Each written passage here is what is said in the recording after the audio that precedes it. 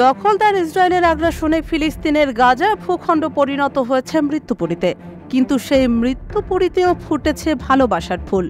শত্রুপক্ষের সুন্দরী এক নারীর প্রেমে মজেছিলেন এক হামাস যোদ্ধা।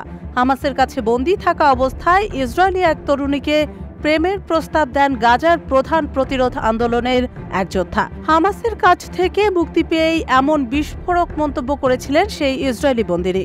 জানান তাকে নাকি বিয়ে করতে চেয়েছিলেন হামাসের এক যোদ্ধা, এমনকি তাকে একটি আংটিও দিয়েছিলেন তিনি।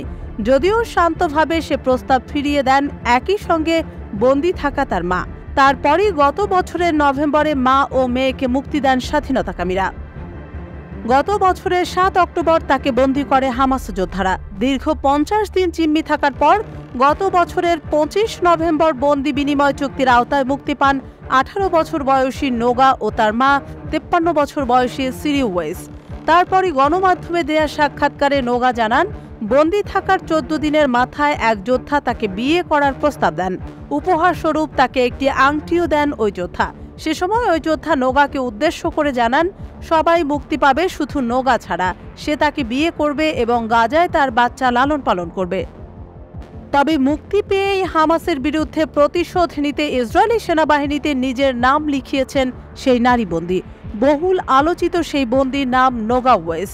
চলমান ইসরায়েলি আগ্রাসনের অংশ হিসেবে নিজেকে প্রস্তুত করেছেন গাজার যোদ্ধাদের বিরুদ্ধে লড়াইয়ের জন্য, এমন তথ্য জানিয়েছে ইসরায়েলের প্রতিরক্ষা বাহিনী। IDF এর দেয়া এক ফেসবুক পোস্টে তারা জানায়, গত মঙ্গলবার তেল আবিব থেকে সামরিক প্রশিক্ষণ স্নাতক সম্পন্ন করেন তিনি। দখলদার সেনাবাহিনীতে যোগ দেওয়ার পর নোগা জানান, দীর্ঘ অস্থিতিশীল পরিস্থিতির পর তিনি মনে করেন সেনাবাহিনীতে যোগ দেওয়াটা তার জন্য সঠিক সিদ্ধান্ত হবে। এজন্য তিনি ইসরায়েলি সেনাবাহিনীর মাশাকির তাস বিভাগে যোগ দেওয়ার জন্য মনস্থির করেন।